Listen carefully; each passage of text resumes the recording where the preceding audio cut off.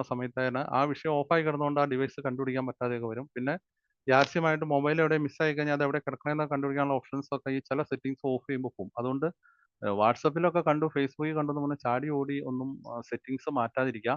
കാരണം അത്യാവശ്യം നമുക്ക് സുരക്ഷിതമായ രീതിയിലാണ് ഒരു സെറ്റിംഗ്സ് ഇൻസ്റ്റാൾ ചെയ്യുമ്പോൾ അതിനകത്ത് വരുന്നത്. ഇനി അതിനകത്ത് എന്നാൽ 1, 2 കാര്യങ്ങൾ നമുക്ക് വാട്സപ്പ് തന്നെ നമ്മളോട് ചെയ്യാൻ പറയുന്നതിലൊരു സംഭവമാണ് പറയാൻ പോകുന്നത്.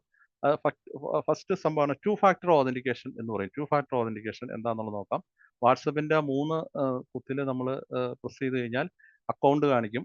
അക്കൗണ്ടിനകത്ത് ടു സ്റ്റെപ്പ് വെരിഫിക്കേഷൻ ഇത് വളരെ നല്ലതാണ്. ഇതെന്താണെന്ന് വെച്ചാൽ നമ്മുടെ വാട്സപ്പ് അക്കൗണ്ട് ഈ വാട്സപ്പിന്റെ ഒക്കെ ടെക്നോളജി എൻക്രിപ്ഷൻ എന്ന് വെച്ചിട്ടുണ്ടെങ്കിൽ ലോകത്ത് നമ്പർ 1 ആണ്. ഇതുവരെ ആർക്കും അതൊന്നും അങ്ങനെ ഡയറക്റ്റ്ലി അതിനകത്ത് കയറാനൊന്നും പറ്റിയിട്ടൊന്നുമില്ല. പലരും വാട്സപ്പ് പൊട്ടിച്ചു എന്നൊക്കെ പറഞ്ഞതൊന്നും അത്ര എനിക്ക് എൻ്റെ ഒരു അറിവിൽ അങ്ങനെ അല്ല അതിന്റെ സംഭവം. പക്ഷെ എന്നാൽ പോലും അത് ഡിസൈൻ ചെയ്യുന്ന കമ്പനികൾ അതെല്ലാം ഡിസൈൻ നോക്കിക്കൊണ്ടിരിക്കണം. അപ്പോൾ അവർ പറയുന്ന ഒരു അഡ്വാൻറ്റേജ് ആണ് ടു സ്റ്റെപ്പ് വെരിഫിക്കേഷൻ എന്ന് വെച്ചാൽ ഇവിടെ നിങ്ങൾക്ക് ഒരു 6 ബിറ്റ് നമ്പർ കൊടുക്കാനുള്ള ഓപ്ഷനാണ്. അത് കൊടുത്തിട്ടുണ്ടെങ്കിൽ പിന്നെ നിങ്ങളുടെ ഇടയ്ക്കിടയ്ക്ക് ആ നമ്പർ ചോദിക്കും. ആ നമ്പർ ചോദിക്കുന്നതിന്റെ അർത്ഥം വാട്സപ്പ് നമ്മുടെ ഒരു വെരിഫിക്കേഷൻ ആണ്. അതായത് എന്തെങ്കിലും ചേഞ്ചസ് വരുത്തി കഴിഞ്ഞാൽ ഈ നമ്പർ കൂടി കൊടുക്കാതെ വാട്സപ്പ് അത് ആക്റ്റീവ് ആവില്ല. അതുകൊണ്ട് എല്ലാവരും നിർബന്ധമായിട്ട് two factor authentication, two step verification ചെയ്യാൻ ശ്രമിക്കുക. അത് സിമ്പിൾ ആണ്. 3 ഡോട്ട്സിന്റെ അവിടെ തന്നെ ഓപ്ഷൻ ഉണ്ട്. പിന്നെ വാട്സപ്പിൽ വരുന്ന വേറൊരു ഓപ്ഷനാണ് ഞാൻ ആദ്യം പറഞ്ഞ സംഭവം തന്നെ. ലാപ്ടോപ്പ്, ഡെസ്ക്ടോപ്പിന്റെ IMEI നമ്പർ നിങ്ങൾ സേവ് ചെയ്യണമെന്ന് പറഞ്ഞ പോലെ വാട്സപ്പിന്റെ നിങ്ങൾ നിങ്ങളുടെ കയ്യിലുള്ള മൊബൈലിന്റെയും IMEI നമ്പറും സീരിയൽ നമ്പറും നിങ്ങൾ സ്ക്രീൻഷോട്ട് എടുത്ത് നിങ്ങളുടെ സുരക്ഷിതമായ മെയിലിൽ നിങ്ങൾ സെൻഡ് ചെയ്ത് വെക്കണം. അതിനുള്ള ഓപ്ഷനാണ് എബൌട്ട് ഫോൺ. സെറ്റിംഗ്സിൽ എബൌട്ട് ഫോൺ ആണ് വേണ്ടത്. ഇത് വാട്സപ്പ് അല്ല, മൊബൈലിന്റെ സെറ്റിംഗ്സിലാണ് കേട്ടോ. ആദ്യം പറഞ്ഞത് വാട്സപ്പിന്റെ സെറ്റിംഗ്സ് മാറിപ്പോയത്. ആദ്യം പറഞ്ഞ വാട്സപ്പിന്റെ സെറ്റിംഗ്സ്, ഇത് മൊബൈലിന്റെ സെറ്റിംഗ്സിൽ എബൌട്ട് സെറ്റിംഗ്സിനകത്ത് ഈ പറയുന്ന മോഡൽ നെയിം, അതേപോലെ തന്നെ സീരിയൽ നമ്പർ, IMEI നമ്പർ ഇതെല്ലാം അതിനകത്ത് കാണിക്കും. മോഡൽ നമ്പർ ഇപ്പോൾ ഇത് Galaxy F02 model number, serial number കാണിക്കുന്നുണ്ട്. ആ IMEI നമ്പർ 2 സിം സ്ലോട്ടുള്ള മൊബൈൽ ആയതുകൊണ്ടാണ് 2 IMEI നമ്പർ. ഇതുണ്ടെങ്കിൽ നിങ്ങളുടെ മൊബൈൽ നഷ്ടപ്പെട്ട് കഴിഞ്ഞാൽ കണ്ടുപിടിക്കാം. പക്ഷേ നിങ്ങളുടെ മൊബൈലിന്റെ IMEI നമ്പർ നിങ്ങളുടെ കയ്യിൽ മെയിലിൽ കിടപ്പുണ്ടെങ്കിലാണ് നിങ്ങൾക്ക് പരാതിപ്പെടാൻ പറ്റുള്ളൂ. എൻ്റെ മൊബൈൽ നഷ്ടപ്പെട്ടു, എൻ്റെ മൊബൈലിന്റെ IMEI നമ്പർ ഇതാണ് എന്ന് നിങ്ങൾക്ക് പറയാൻ പറ്റണമെങ്കിൽ നിങ്ങളുടെ മെയിലിൽ വേണ്ടേ. അപ്പോൾ ഇത് നിങ്ങൾക്ക് സ്ക്രീൻഷോട്ട് എടുക്കാൻ പല മൊബൈലിലും പല രീതിയാണ്. സ്ക്രീൻഷോട്ട് എടുക്കുമ്പോൾ അതൊരു JPEG ഫയലായിട്ടായിരിക്കും വന്നത്. അത് നിങ്ങളുടെ മെയിലിലേക്ക് തന്നെ സെൻഡ് റിസീവ് അഡ്രസ്സിൽ കൊടുത്ത് നിങ്ങൾ സേവ് ചെയ്തിടുക. അപ്പോൾ ഇതാണ് ഈ പറയുന്ന ഒരു സെക്യൂരിറ്റി മെഷറാണത്. മൊബൈലിന്റെ IMEI നമ്പർ സേവ് ചെയ്ത് വെക്കുക. ഇനി ഒരു പ്രധാനപ്പെട്ട കാര്യം അതിനോടൊപ്പം പറയുന്നത്, അത് പലർക്കും മൊബൈലിൽ ബാറ്ററി നിൽക്കുന്നില്ല എന്നൊരു പ്രശ്നം പലരും പറയാറുണ്ട്. ബാറ്ററി നിൽക്കുന്നതിനൊരു പ്രശ്നം ഇതാണ്. അതെന്താ സംഭവം എന്ന് വെച്ചിട്ടുണ്ടെങ്കിൽ, ഇത് ഇൻസ്റ്റാൾ ചെയ്ത് കഴിയുമ്പോൾ ഇതിന്റെ ആൽഗോരിതം വർക്ക് ചെയ്തിരിക്കുന്നത് ബ്ലൂടൂത്ത്, അതേപോലെ തന്നെ നിയർ ബൈ ഡിവൈസ്, വൈഫൈ ഡിവൈസും ബ്ലൂടൂത്തും 2 ടെക്നോളജിയാണ്. അതിൽ വൈഫൈ ഡിവൈസ് എപ്പോഴും സെർച്ച് ചെയ്തുകൊണ്ടിരിക്കുക എന്നുള്ള രീതിയിലുള്ള സെറ്റിംഗ്സ് ഓൺ ആയിട്ടാണ് കിടക്കുന്നത് അതിനകത്ത്. അപ്പോൾ എന്താ കുഴപ്പമെന്ന്, നിങ്ങൾ ബസ്സിൽ യാത്ര ചെയ്യുകയാണെങ്കിൽ, ട്രെയിനിൽ യാത്ര ചെയ്യുന്ന സമയത്ത് ആ ട്രെയിനിലുള്ള യാത്രക്കാരെ അതിൽ പോകുന്ന എല്ലാ വഴിക്കോടുള്ള എല്ലാ വൈഫൈയും ഈ നമ്മുടെ മൊബൈൽ ഇങ്ങനെ സെർച്ച് ചെയ്തുകൊണ്ടിരിക്കും. അങ്ങനെ സെർച്ച് ചെയ്തുകൊണ്ടിരിക്കുമ്പോൾ പെട്ടെന്ന് ബാറ്ററി ഡ്രോ ആവും. അത് ഒഴിവാക്കാനുള്ള ഒരു ഓപ്ഷനാണ്. അതിന് നിങ്ങൾ ഗൂഗിളിലാണ് എടുക്കുന്നത്, വാട്സപ്പ് അല്ല. ഇത് മൊബൈലിന്റെ സെറ്റിംഗ്സിൽ തന്നെ താഴെ ഗൂഗിൾ, നമ്മൾ ആദ്യം തൊട്ട് മുകളിൽ മറ്റേ ടു ഫാക്ടർ ഓതന്റിക്കേഷൻ ഒക്കെ എടുത്തതിന്റെ താഴെയായിട്ടുള്ള ഒരു സംഭവമാണ്. Sorry, IMEI number about phone content അവിടെ തന്നെ ഗൂഗിൾ എന്ന് പറഞ്ഞൊരു ഓപ്ഷൻ ഉണ്ട്. അതിൽ ചെന്നിട്ട് ഓൾ സർവീസസ്, അത് ചുരുങ്ങി നിൽക്കുകയായിരിക്കും, ഓൾ സർവീസസ് എടുക്കുക. അതിനകത്ത് ഡിവൈസസ് എടുക്കുക. അതിനകത്ത് scan for nearby device എന്നുള്ള ഓപ്ഷൻ ഓഫ് ചെയ്തിട്ട് കഴിഞ്ഞാൽ നിങ്ങളുടെ മൊബൈലിൽ ബാറ്ററി നിങ്ങൾക്ക് 2-3 ദിവസത്തേക്ക് കിട്ടും. കാരണം എന്ന് വെച്ചിട്ടുണ്ടെങ്കിൽ ഈ scan for nearby device എന്ന് പറഞ്ഞാൽ വൈഫൈ സെർച്ച് ചെയ്യുന്നതാണ് കേട്ടോ. അത് പോകുന്ന വഴിക്കുള്ള വൈഫൈയും ബ്ലൂടൂത്തും ആവശ്യമുണ്ടെങ്കിൽ മാത്രം എന്ന് വിചാരിച്ചുകൊണ്ട് വൈഫൈ കണക്ട് ആവാതിരിക്കില്ല. അതും ഇതുമായിട്ട് യാതൊരു ബന്ധവുമില്ല. ഇത് വേറൊരു ആൽഗോരിതം അതിനകത്ത് ചെയ്തിട്ടേക്കണം. നമ്മൾ പോകുന്ന വഴിക്കുള്ള വൈഫൈയുടെ എല്ലാം സ്ക്രീനിൽ വന്ന് നിൽക്കാനുള്ള ഒരു പരിപാടിയാണ്.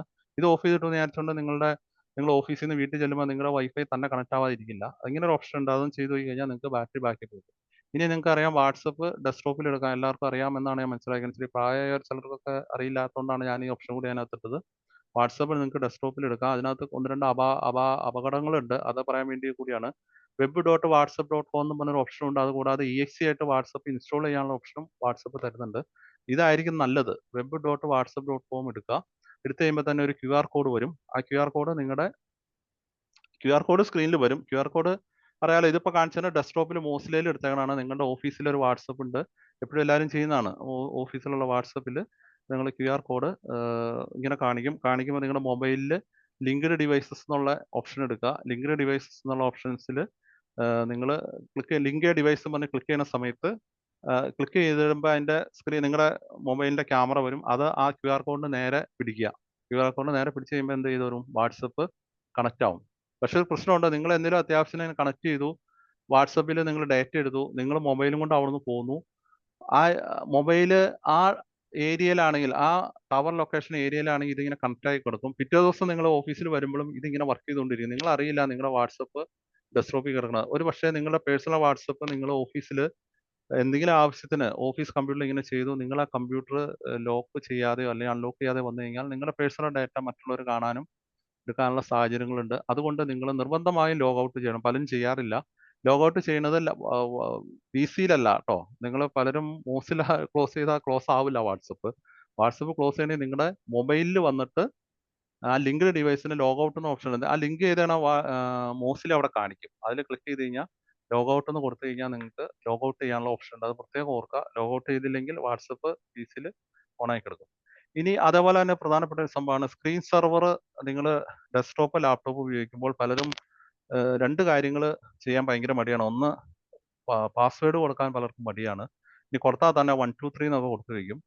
അതേപോലെ തന്നെ സ്ക്രീൻ സേവർ എന്ന് പറഞ്ഞൊരു ഓപ്ഷനും ആവശ്യമാണ്. നിങ്ങളുടെ ലാപ്ടോപ്പിൽ ഒരു കാര്യം ചെയ്തുകൊണ്ടിരിക്കുന്നു, നിങ്ങൾ അത്യാവശ്യമായിട്ട് ഒരു ഫോൺ കോൾ വന്ന് പുറത്തേക്ക് പോയി തിരിച്ചു വന്നാൽ അത്രയും സമയം ലാപ്ടോപ്പ് അവിടെ ലൈവായിട്ട് നിന്നാൽ നിങ്ങളൊരു ഒരു 10 20 പേര് വർക്ക് ചെയ്യുന്ന ഒരു ഓഫീസിലാണെങ്കിൽ ചിലപ്പോൾ നിങ്ങൾക്ക് അതൊരു സുരക്ഷാ പ്രശ്നമായി വന്നേക്കാം.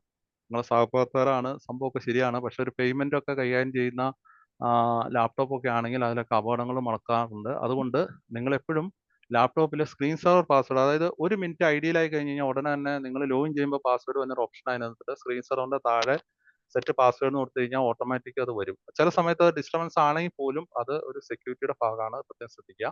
അതേപോലെ തന്നെ സ്ക്രീൻ സെർവർ ഈ ലാപ്ടോപ്പിനും നിർബന്ധമായിട്ട് ലോഗിൻ ചെയ്യുന്ന സമയത്ത് പാസ്വേഡ് സെറ്റ് ചെയ്യുന്നത് നല്ലതാണ്. അത് വളരെ സിമ്പിൾ ആയിട്ടുള്ള പാസ്വേഡ് കൊടുക്കാതെ നിങ്ങളുടെ വീട്ടുപേരോ അല്ലെങ്കിൽ നിങ്ങളുടെ മനസ്സിൽ എപ്പോഴുള്ള ഒരു വാക്ക് നിങ്ങൾ ആദ്യത്തെ അക്ഷരം ക്യാപിറ്റലാക്കി ഒരു @ സിമ്പിൾ ഇട്ട് ഏതെങ്കിലും നമ്പറൊക്കെ ഇട്ട് കൊടുത്തു കഴിഞ്ഞാൽ പെട്ടെന്നൊന്നും പൊട്ടിക്കാൻ പറ്റില്ല. അപ്പൊ നിങ്ങൾക്ക് ഒരു വണ്ടിയുടെ നമ്പർ കൃത്യമായിട്ട് അറിയാം, നിങ്ങളുടെയോ ആരുടെയെങ്കിലും. അപ്പൊ നിങ്ങൾ ഇപ്പൊ നമ്മൾ ഏതെങ്കിലും മതി. അപ്പൊ നിങ്ങളുടെ വീട്ടുപേരിന്റെ ആദ്യത്തെ അക്ഷരം ക്യാപിറ്റലാക്കുക. വീട്ടുപേര് ഇച്ചിരി ലെങ്തി ആയിക്കോട്ടെ. സ്പെല്ലിംഗ് നിങ്ങളുടെ വീട്ടുപേരിന്റെ സ്പെല്ലിംഗ് എന്തായാലും നിങ്ങൾക്ക് അറിയായിരിക്കും. @ സിമ്പിൾ എല്ലാത്തിനും കൊടുക്കണം. സ്പെഷ്യൽ ക്യാരക്ടർ ഒരെണ്ണം വേണം. അത് കഴിഞ്ഞിട്ട് ഒരു നമ്പർ ഇട്ടേക്കുക. ഒരു 10 20 ആയിക്കോട്ടെ, അതിന് പ്രശ്നമൊന്നുമില്ല. പാസ്വേഡിന്റെ ക്യാരക്ടേഴ്സിന്റെ എണ്ണം കൂടുന്തോറും ഹാക്ക് ചെയ്യണതിന് അത് ഡീകോഡ് ചെയ്തെടുക്കാനുള്ള സമയം കൂടും. അപ്പൊ 10 20 മിനിറ്റ് ഒക്കെ ആൽഗരിത്തിൽ കിടന്നിട്ടും പാസ്വേഡ് കിട്ടിയില്ലെങ്കിൽ അത് എക്സിറ്റ് ആയി പോകുന്ന രീതിയിലാണ് ക്രാക്ക് ചെയ്യണതിന്റെ കോഡ് എഴുതാൻ പറ്റുള്ളൂ. അതുകൊണ്ട് പാസ്വേഡിന് എന്തോരം ലെങ്ത് കൊടുക്കാമോ അത്രയും നല്ലതാണ്. നമ്മുടെ ശശി തരൂർ സാർ പറഞ്ഞ പോലെയുള്ള ഇംഗ്ലീഷ് വാക്കുകളൊക്കെ ഉപയോഗിച്ച് കഴിഞ്ഞാലും കുഴപ്പമില്ല. പാസ്വേഡിന് പെട്ടെന്ന് അത് ഫൈൻഡ് ചെയ്യാൻ പറ്റില്ല. അപ്പൊ അത് പാസ്വേഡ് ഇമ്പോർട്ടന്റ് ആണ് ട്ടോ. പിന്നെ ഏറ്റവും പ്രധാനപ്പെട്ട വാട്സപ്പിനകത്ത് എപ്പോഴും വരുന്ന ഒരു സംഭവമാണ് ദീപാവലി ഓഫർ എന്നൊക്കെ പറഞ്ഞ് ഒരു ലിങ്ക് വരും. നമ്മൾ ചാടി കയറി അതിനകത്ത് ക്ലിക്ക് ചെയ്യും. ക്ലിക്ക് ചെയ്യുമ്പോൾ ഒന്നും സംഭവിക്കില്ല. അത് ഭയങ്കര അപകടമാണ്. അതിന് ട്രോജൻ എന്നാണ് ആ ടെക്നോളജിക്ക് പറയുന്നത്. അതായത് നമ്മുടെ മെഷീനകത്ത് കയറിയിട്ട് ഇൻസ്റ്റാൾ ആവുന്ന ഒരു ടെക്നോളജിയാണത്. അത് നിവൃത്തിയുണ്ടെങ്കിൽ അത് കാണുമ്പോൾ തന്നെ അതിന് ലുലു മാളിൽ നിന്ന് ഗിഫ്റ്റ് വരുന്നു എന്നൊക്കെ പറഞ്ഞൊക്കെ വരും. നിവൃത്തിയുണ്ടെങ്കിൽ അത് മെയിലിൽ പണ്ടായിരുന്നു. ഇപ്പം അത് വാട്സപ്പിലൊക്കെ വരുന്നുണ്ട്. നിവൃത്തിയുണ്ടെങ്കിൽ അങ്ങനെയുള്ളതിലൊന്നും ക്ലിക്ക് ചെയ്യാതിരിക്കുക. അത് പറ്റുമെങ്കിൽ അത് അപ്പം തന്നെ ബ്ലോക്ക് ചെയ്യുകയോ എന്തെങ്കിലും ചെയ്യുക. ഇതിനകത്ത് ആക്ഷൻ വരുന്നില്ലെങ്കിൽ ഒരു ലിങ്കേൽ ക്ലിക്ക് ചെയ്തു ആക്ഷൻ വരുന്നില്ല, അപകടമാണ്. കാരണം ആ EXE ഫയലാണ്. ആ EXE ഫയൽ നമ്മളെ കൊണ്ട് റൺ ചെയ്യിപ്പിക്കുകയാണ് ചെയ്തേക്കുന്നത്.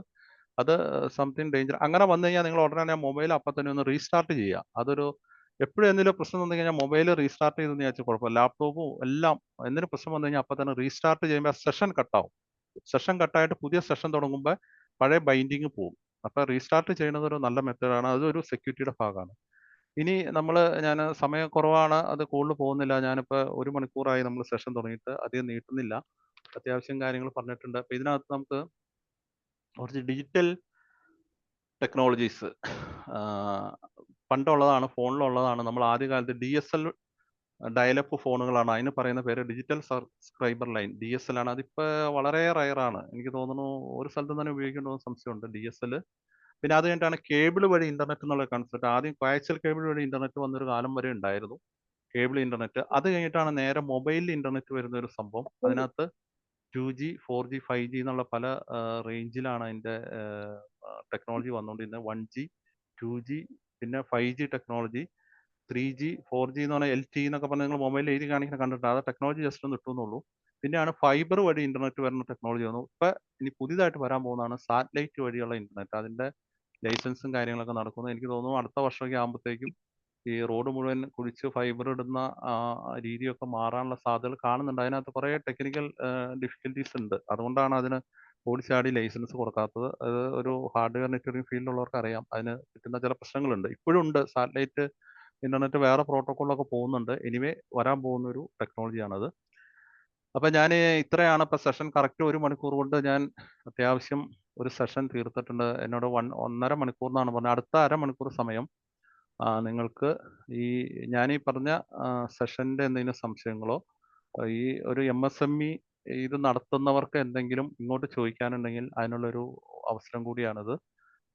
നിങ്ങൾക്ക് ഞാൻ എടുത്ത സെഷൻ യൂസ്ഫുൾ ആയിരുന്നു എന്ന് ഞാൻ വിചാരിക്കുന്നു. ആദ്യം ഒരു ഫീഡ്ബാക്ക് ആരെങ്കിലും പറയുകയും അതിനുശേഷം നിങ്ങൾക്ക് എന്തെങ്കിലും സംശയങ്ങൾ ഇതുമായിട്ട് ബന്ധപ്പെട്ട്, ഞാൻ ഒരു 25 വർഷമായിട്ട് ഈ ട്രെയിനിങ് സെക്ടറിലാണ് വർക്ക് ചെയ്തുകൊണ്ടിരിക്കുന്നതും ഇത് ഇങ്ങനെ ഈ ഇൻഡസ്ട്രിയിലുള്ള ചേഞ്ചസ് നോട്ട് ചെയ്യുന്ന ഒരാളാണ്. ഇലക്ട്രോണിക്സ് ആണ് എൻ്റെ ബേസിക് ഡിഗ്രി. അത് കഴിഞ്ഞിട്ടാണ് ഞാൻ കമ്പ്യൂട്ടറിലേക്ക് വന്നത്. ഈ ഫയർവാൾ, റൗട്ടർ, സർവേഴ്സ് അതിനൊക്കെ സപ്പോർട്ട് കൊടുക്കുന്ന ഒരു ടെക്നിക്കൽ വിങ്ങാണ് ഞാൻ കൊണ്ടു നടക്കുന്നത്. അപ്പം അതുകൊണ്ട് നിങ്ങൾക്കുള്ള സംശയങ്ങൾ വന്നെങ്കിൽ ഒരു പക്ഷേ എനിക്കത് ഉത്തരം തരാൻ സാധിക്കേണ്ടതാണ്. അപ്പം ആർക്കെങ്കിലും എന്തെങ്കിലും സംശയങ്ങളുണ്ടെങ്കിൽ ചോദിക്കാം. അതിനുള്ള അവസരമാണ് എടുത്തത്. നമസ്കാരം. പറഞ്ഞോളൂ സാറേ, എന്റെ പേര് നോബിൾ ദാസ് ആണ്. എറണാകുളം ജില്ലയിലെ പൂത്തോട്ട എന്ന് പറയുന്ന സ്ഥലത്താണ്. ഞാൻ നമ്മുടെ കീഴിലെ കഴിഞ്ഞ 2-3 വർഷമായിട്ട് ഓഫ്ലൈനായിട്ടും ഓൺലൈനായിട്ടുള്ള ക്ലാസ്സുകൾ, മിക്കവാറും ക്ലാസ്സുകൾ അറ്റൻഡ് ചെയ്യാറുണ്ട്. നല്ലതന്നെ. ഓൺലൈൻ ക്ലാസ്സുകൾ നമുക്ക് അറിയില്ലാത്ത ഏത് സബ്ജക്റ്റാണ്, അറിയാവുന്ന സബ്ജക്റ്റും അറിയില്ലാത്ത ഏത് സബ്ജക്റ്റ് ആണെങ്കിലും അറ്റൻഡ് ചെയ്യാറുണ്ട്. അപ്പൊ അതില് ഇതുവരെ ഞാൻ കേട്ട ക്ലാസ്സുകളിൽ ഒരു മികച്ച 5 ക്ലാസ്സുകൾ എടുത്ത് അതിലൊരു ക്ലാസ്സായി ഈ ക്ലാസ് മാറുകയാണ്. അതിലേറെ സന്തോഷം. കാരണം സാറ് കൊച്ചു കുട്ടികൾക്ക് മനസ്സിലാകുന്ന രീതിയിൽ നമുക്കൊക്കെ പല കാര്യങ്ങളും ഇപ്പോഴാണ് പിടികിട്ടുന്നത്. അപ്പൊ ഇതുമായിട്ട് ബന്ധപ്പെട്ടൊക്കെ പ്രവർത്തിക്കാറുണ്ടെങ്കിലും ഇപ്പോഴാണ് എന്റെ യഥാർത്ഥ കാര്യങ്ങൾ മനസ്സിലാകുന്നത്. വളരെ ലളിതമായ രീതിയിൽ ഭംഗിയായിട്ട് സാർ അവതരിപ്പിച്ചു. സാറിന്റെ പ്രസന്റേഷൻ രീതി തന്നെ വളരെ ഭംഗിയായിട്ട്. ഏറെ സന്തോഷം. Thank you so much.